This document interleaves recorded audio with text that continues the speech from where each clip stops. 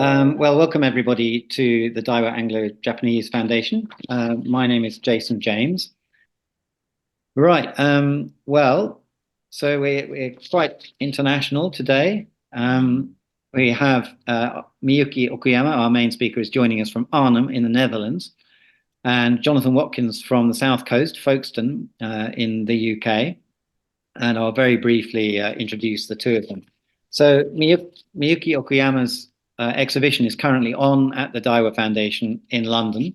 It is called Japan Outside Japan, and obviously that's what we're going to be talking about. Miyuki is based partly in the Netherlands, partly in Japan, and is a photographer, but also works on documentaries and photo book design.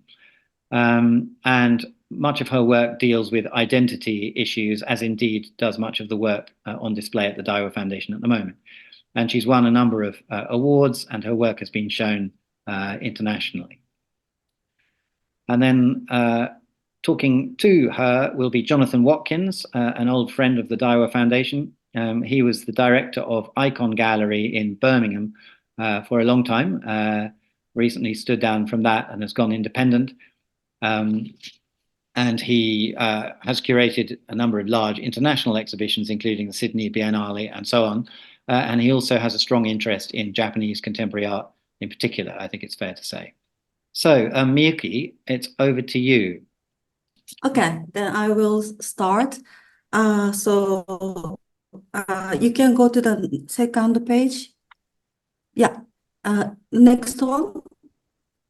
Okay, let me introduce myself very quickly. My name is Miyuki Okuyama, and I am from Yamagata Prefecture in Tohoku, or northeast area of Japan. And the last 15 years, I've been living and working in the Netherlands. And for many years, I worked on art photography, but since 2011, it was a big year of change. And since then, I also work on documentary photos. And I can tell you a bit more about this change. Next one. Okay.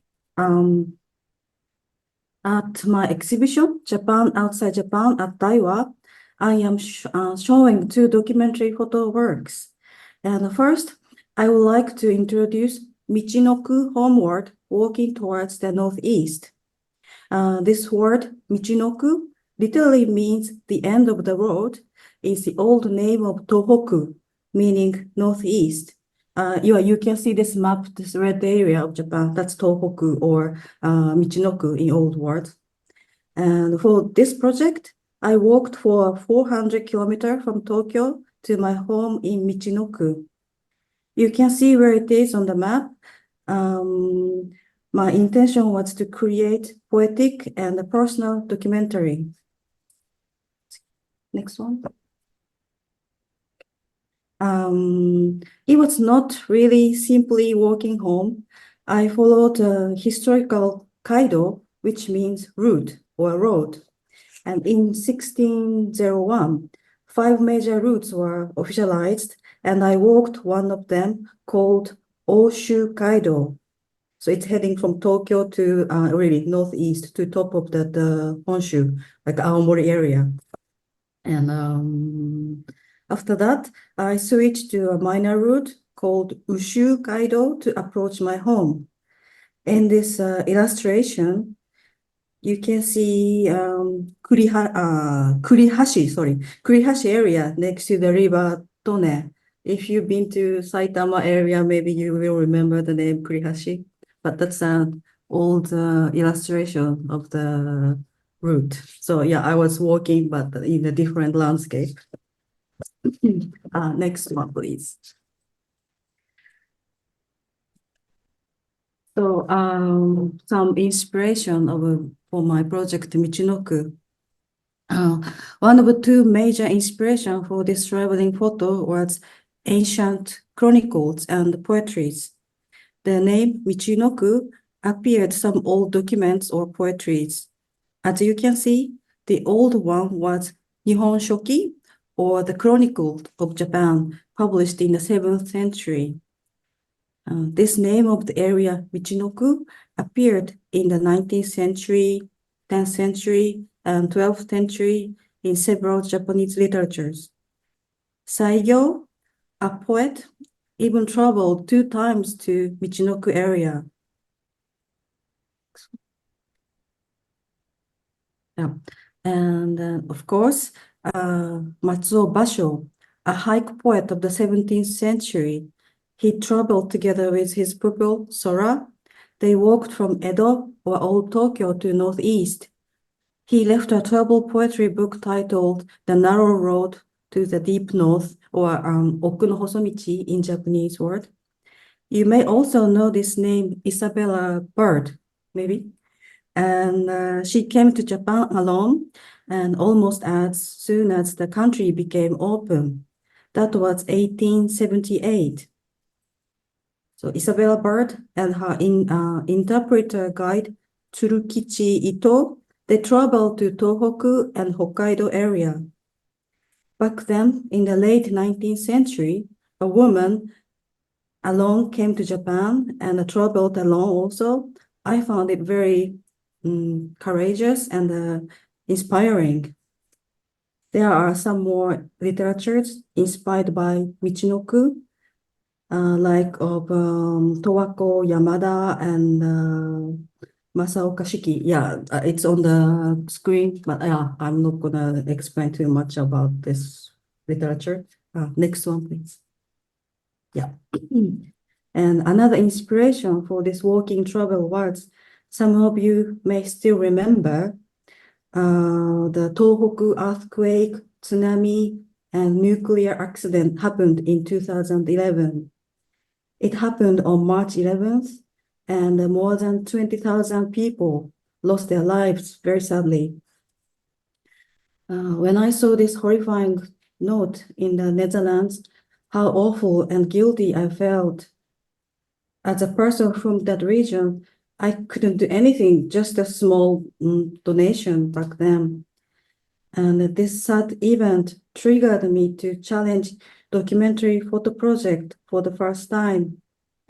For the very first one, I traveled from a Russian train from here, Arnhem in the Netherlands, and to Moscow, and Moscow with Siberian Express train to Vladivostok, and took ferry to go home, to capture like physical and psychological distance from here to my home. But yeah, it was a failure, unfortunately.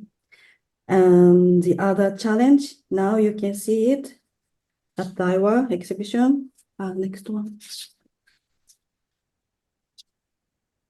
So this is a walking travel project.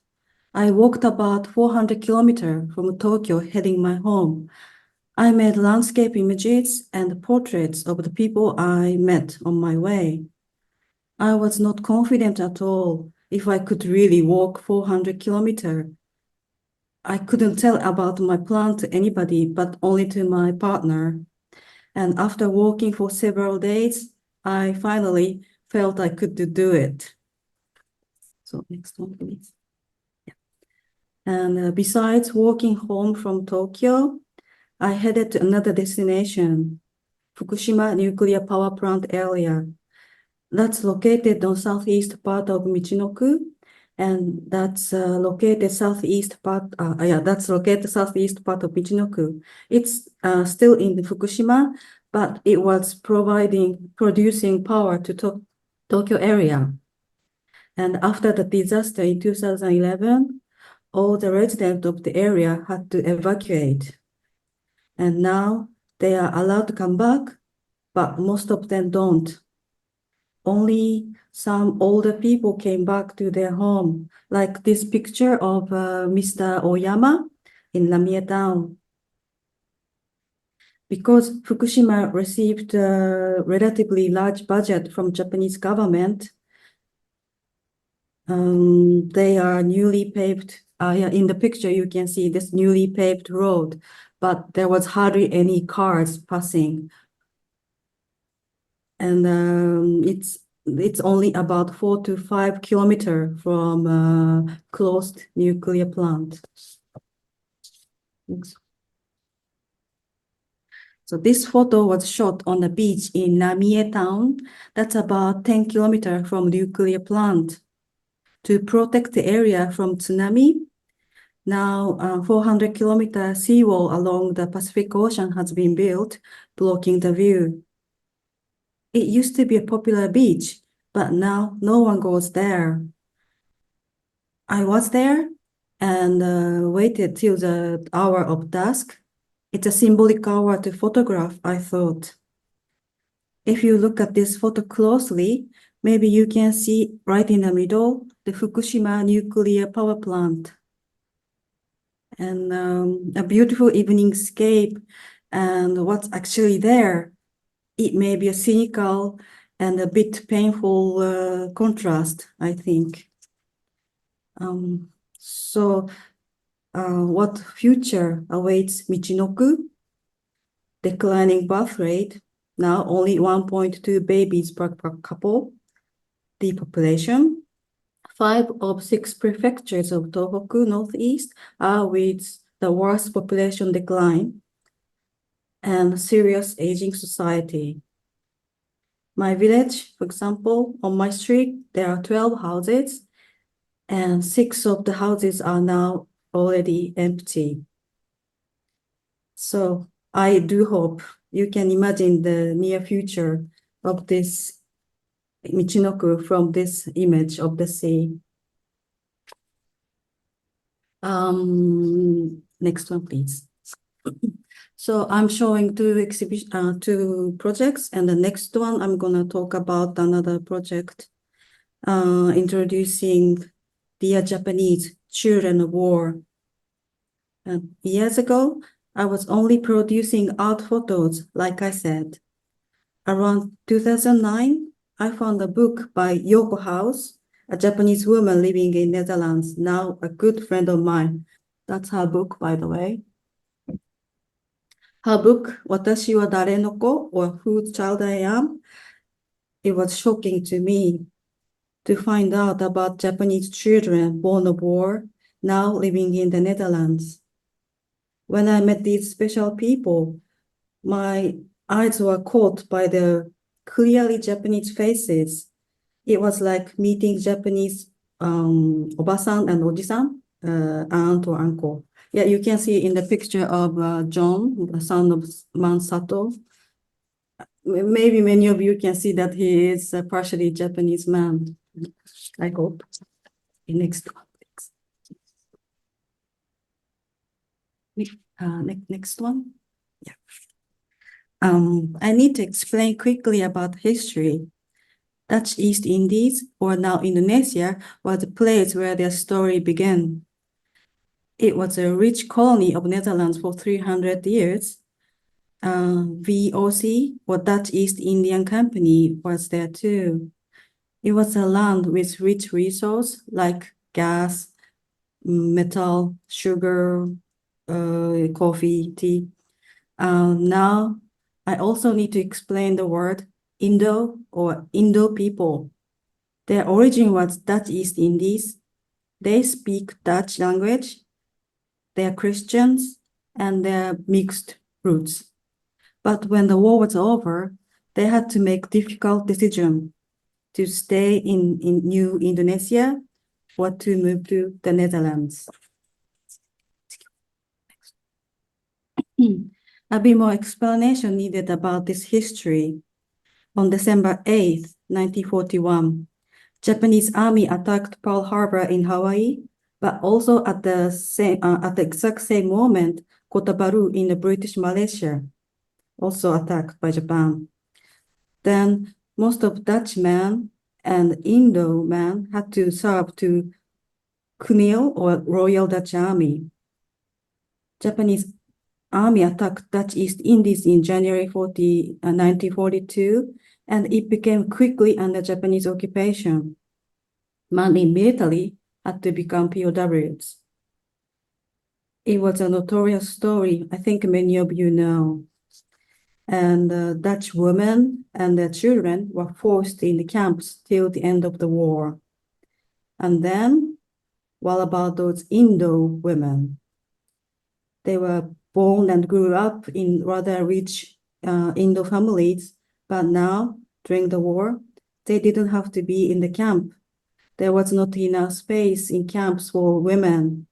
So Japanese army issued some kind of ID card for them, and they could stay in their own homes.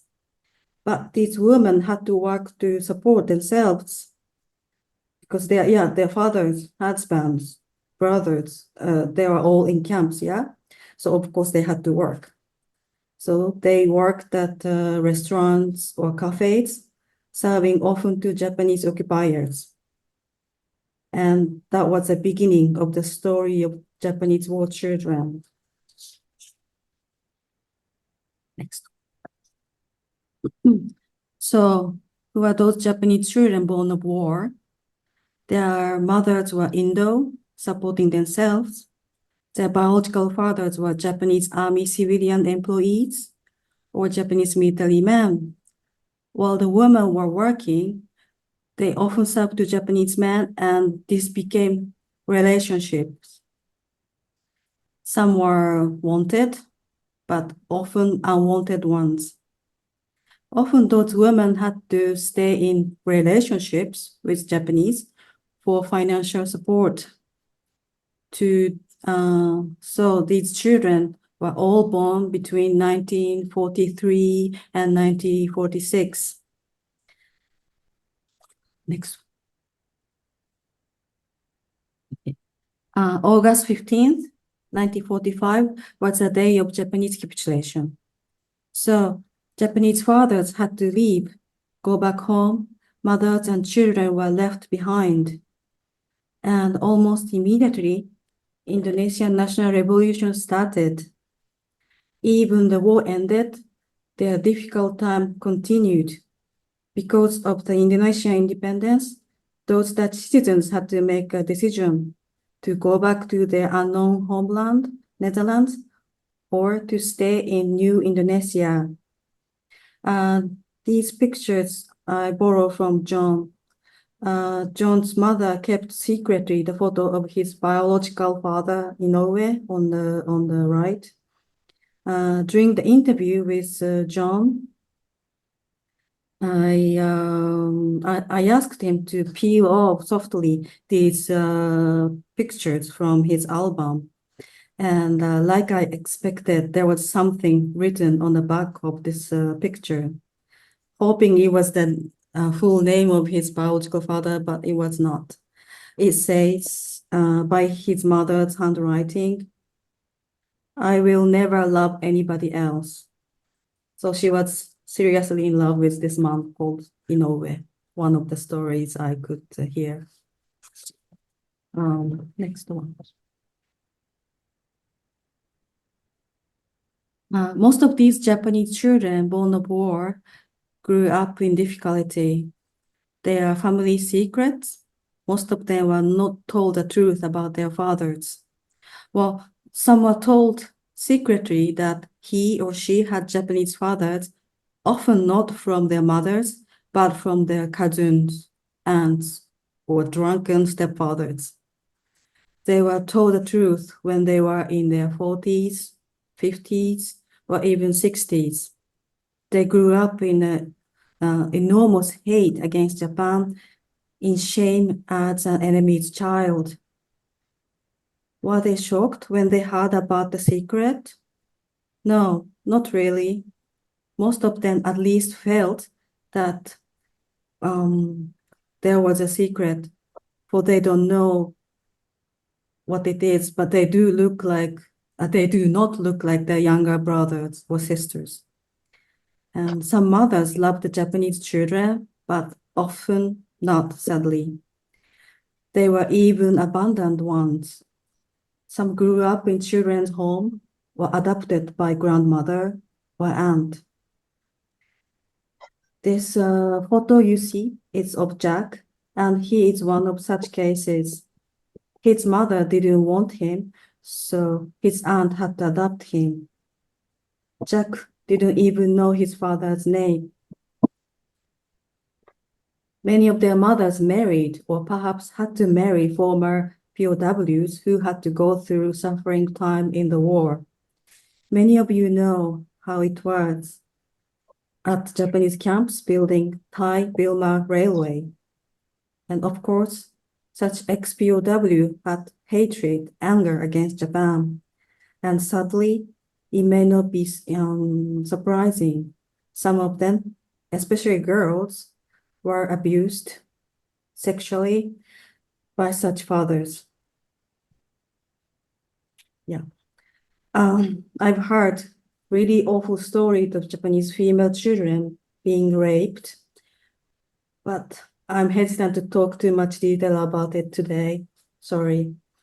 In such time and situation, they had to go back to their unknown homeland, the Netherlands. Next. Now, I'd like to talk a bit about their father's search. From 1994 to 2011, Mr. Kaoru Uchiyama, a veteran man who worked as a newspaper journalist after the war, and together with Yoko House, the author, Yoko House, did all the research for their war children to look for their fathers. They tried 70 cases, and 23 fathers were identified. Well, identified, I say, but it doesn't mean that they could meet their father's family. Some cases, well, only the lucky ones. But often Japanese fathers were already deceased, and Japanese father didn't respond or didn't accept their half-brothers or half-sisters. In 2012, part of Japanese war archive became open. Well, on the screen you can see that. Since then, newly established organization SOO took over the research. Yoko and I were the members of this SOO. We worked on 40 cases, and 16 cases we could identify the biological fathers. Later this year, the very last client of us will meet his half-brother in Japan, one of the rare nice news. And sorry for the very long introduction. This photo series, Dear Japanese Children of War, was not a photo project I wanted to do, not. It was a photo project I felt I had to do. Yoko wrote a book, but this story had to be recorded visually, I felt. When I asked these Japanese war children for portrait, some said, no, sorry. I started with only 5 or 6 of them, interviewing and photographing. But very luckily, more and more of them accepted me, and eventually I could photograph 40 of them, including the second and third generation. I asked them to pose for me in the personal space, like their home or garden, if not in their neighborhood. In this picture you see of Marcel, or Masao in Japanese, is standing in front of a canal, very typical Dutch landscape in his neighborhood. Typical Dutch houses are also visible in the background. I asked Japanese children to face my camera, so they are facing eye-to-eye contact with me and also with the viewers. You and the other viewers are to think, imagine, and feel who these people are. Next one, please. This is one of the example how I made this exhibition space. I've left some empty spots. Maybe you can guess what the meaning is, because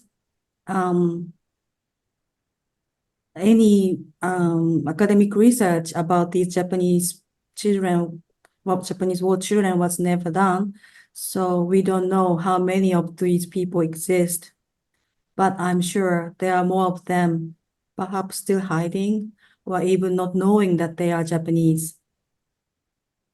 Just last year, there was a lady came to me and introduced herself as a Japanese born of war. So yeah, such thing happens still. The next one, please.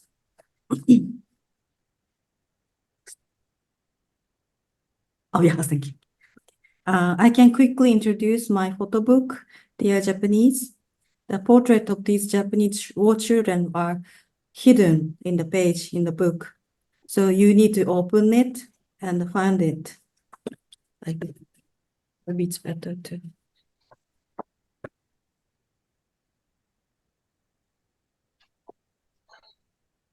Yeah.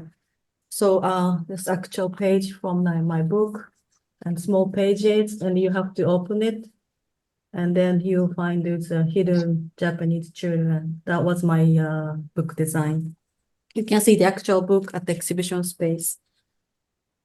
So let's see, it's time. And thank you very much for listening. And thank you, Daiwa, for this opportunity. Okay, Miyuki, just to say how nice it is to meet you finally. You know, Yeah, it's thank sort of you kept on very missing much. you. Yes, happy to meet you. Yeah, yeah. But I actually, I'd know, have to say, yes. rather poignantly, this evening, I'm talking to you as Jason mentioned from the southeast of England, and not far from here is the Dungeness nuclear power station. So it makes what you said earlier even more poignant. I wanted Yeah. to ask you about your work overall, about both projects, and what is it that links them? You talked about motivation, and I wondered what was your fundamental motivation for the kind of work that you're making? I mean, what is it that drives you Just on? to record, to keep a record, visual record for the future, I hope. Because these Japanese children, for example, they're already approaching 80s, because, you know, Yeah. they're born at the end of the war, 1945, 1946. So before they became very old, I really had to capture their faces. So the next generation, the next generation can see what happened.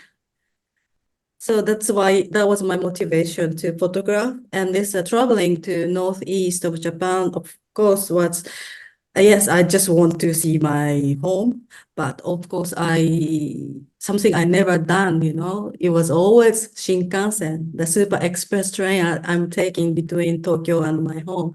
But this time I had to really take my time. Yeah, I told you, 25 days walking, so I could see really in the details and perhaps capture something I can.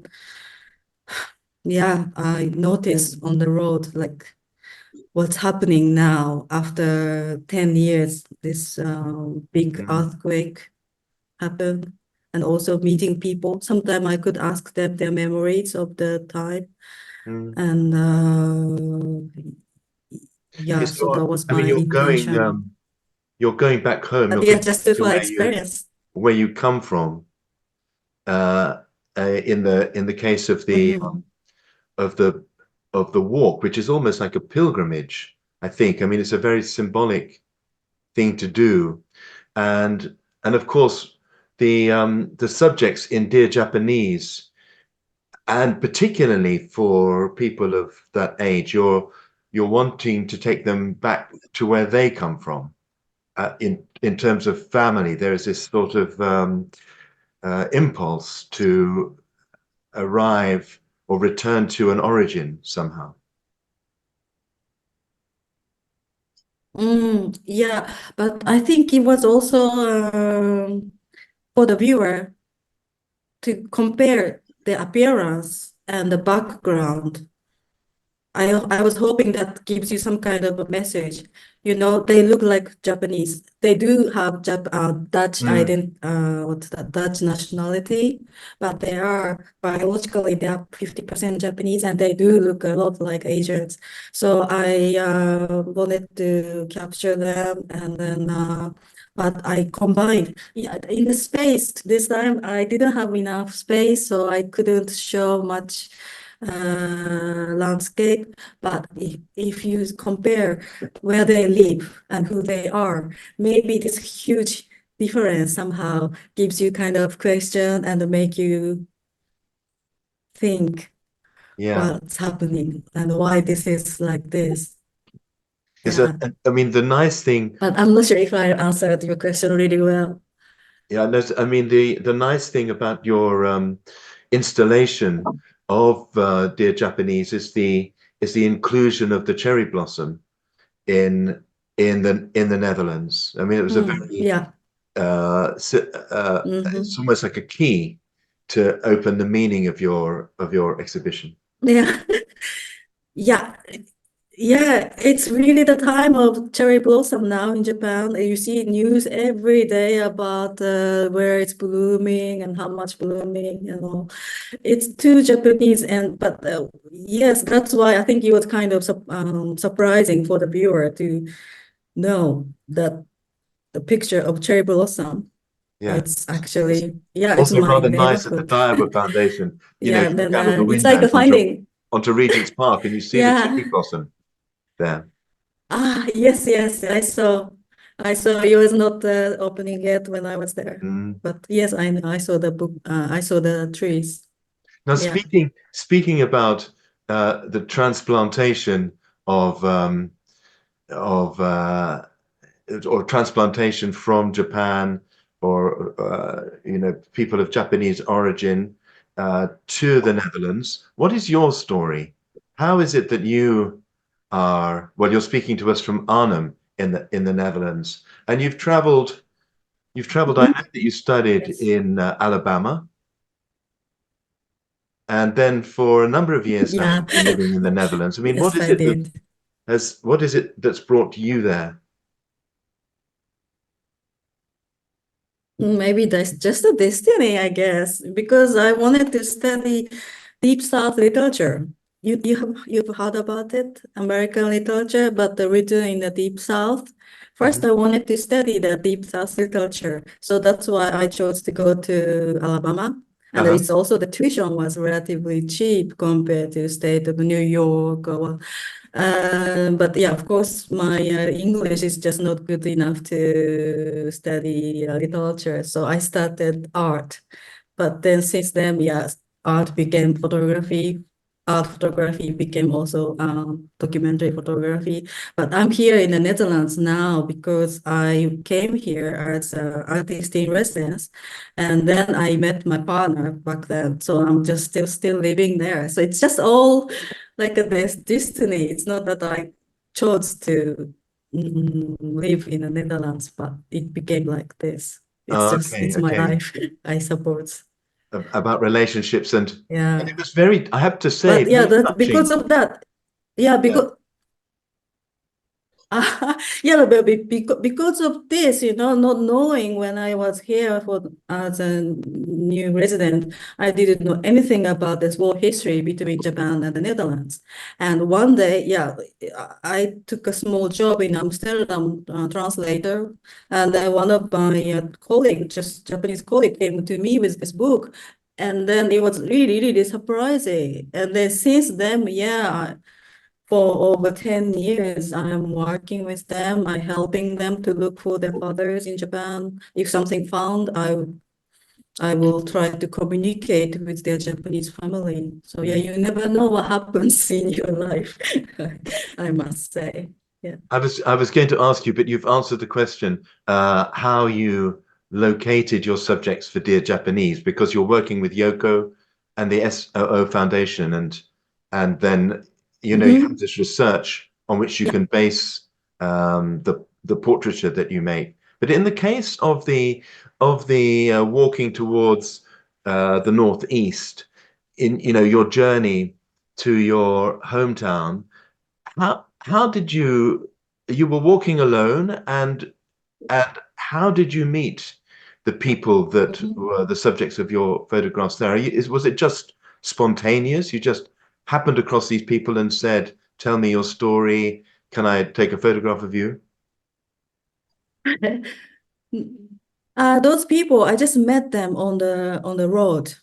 Sometime, like in Japanese countryside, inaka, you see older people often like taking care of their plants or vegetables. So I would say just, hey, hello, what do you up to? What are you doing? And then I say, I greet them, and then I will tell them what I'm doing. I'm walking from Tokyo to Yamagata, and they will usually, yes, oh, no way. They're surprised. So Mhm. it's like first a little conversation, and then, hey, can I make portrait of you? And yeah, 80% of them said yes. Actually, I do have a lot of portraits, but yeah, just because of the space, I'm not showing everything. But yeah, I think that was my first trial to just photograph some people I met on the street. But yeah, so that was a great challenge for me, and I did enjoy it. I was a little bit nervous. I'm a bit shy. But that's what, yeah, but I had to say hi and then ask questions and take pictures. And did you feel safe? But like it was good If you, communication, you know, a I woman felt. by herself walking Ah, all that yeah, way? yeah. Yes, it was safe. And I never felt like dangerous. Maybe in a very crowded trains in Tokyo, yeah, there's something. But just walking, no, it's not dangerous.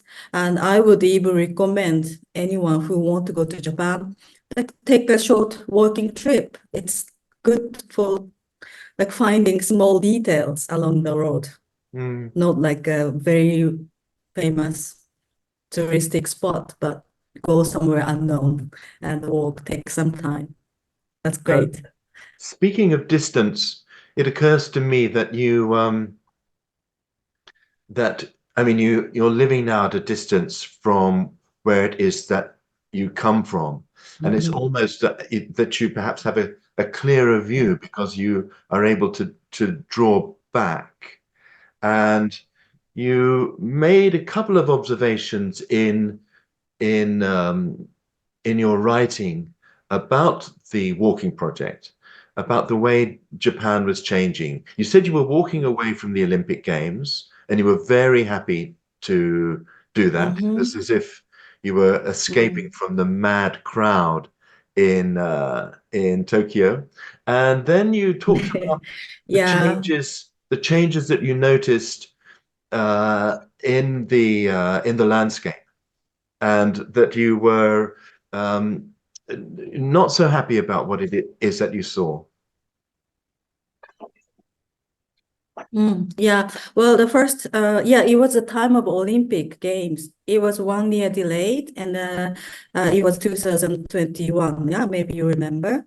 Actually, I was against this Olympic Games. It was how many years ago? Yeah, nearly 10 years ago. But then Abe, he appealed Japan as Tokyo as what is that? Okay, for the Olympic Games, and yeah, he succeeded it. Successfully, he got it.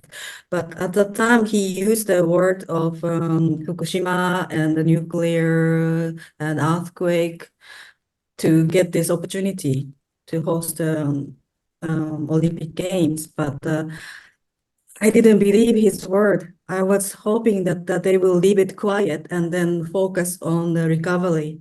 But Mhm. yeah, in Japan, they hosted this Olympic Games, and then there was just way too, I'm not sure, just way too busy. Just too many people came for only for less than a month, I think. So even what was that? I just asked myself. It was not completely not necessary for Japan or to northeast of Japan. I don't know what kind of merit they had. I'm doubting. So yeah, I was against this Olympic Games, and yeah, landscape. Yes, yes, we Already, got that. part of Tokyo, you get to see lots of empty houses. Yeah, but once you leave Tokyo to the smaller cities and smaller towns and villages, so many empty houses, amazingly many. Like I said, my village is half empty now, and we have no hope of the future that the younger generation would come back. I don't think it happens. Yeah, I try to think some positive future, but it's not easy.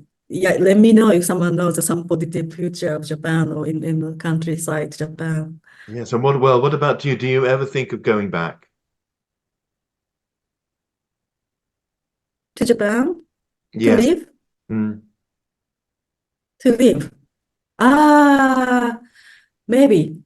If I became when I become 70 or so, perhaps I would like to stay in Japan in a small village. I already chatted with my younger sister, and Oh, okay, okay. when we become very old, and we can live together. But yeah, perhaps, yeah. Well, that's It's that's like I said, my future. Yeah. yeah, it's some time away. Can you tell us, this is a final question before we move on to the Q&A with those that are listening to our webinar, what it is that you're working on now? Can you tell us what your current project is or what you're looking forward to in the future? My new project. Mm, Yeah. I have two sides. Yeah, the one is art photography and the documentary photography. And for one, yeah, I'm going to Japan rather soon, so I can continue. I mean, I can really start. It's about maybe interesting for you. Stories I heard from my grandmother. When I was small, our family was of four generations: me, my sister, my parents, my grandparents, and my great-grandparents. mm. And my great-grandmother was often my babysitter, my grandma also, and then trying to make me sleep instead of singing like a sweet lullaby, they told me spooky ghost stories. So that's gonna be my next project. And I don't know what kind of images I can capture, but yeah, I have to do research because I'm not sure if you grew up in the countryside, is it normal to hear spooky ghost stories to Mm. sleep? Yeah, let me know. And the other documentary photos will be yeah, I'd like to document the working animals. I don't know where, perhaps in Africa or Middle East. That's my documentary plan Oh, okay. Well, we look project. forward to seeing them one way or another. But I do think we are extremely fortunate Thank you. to have seen your Yes. exhibitions in London. Thanks to the Daiwa Foundation. Yeah. And I can't just Thank to you very much. finally to say how much I enjoyed your exhibition.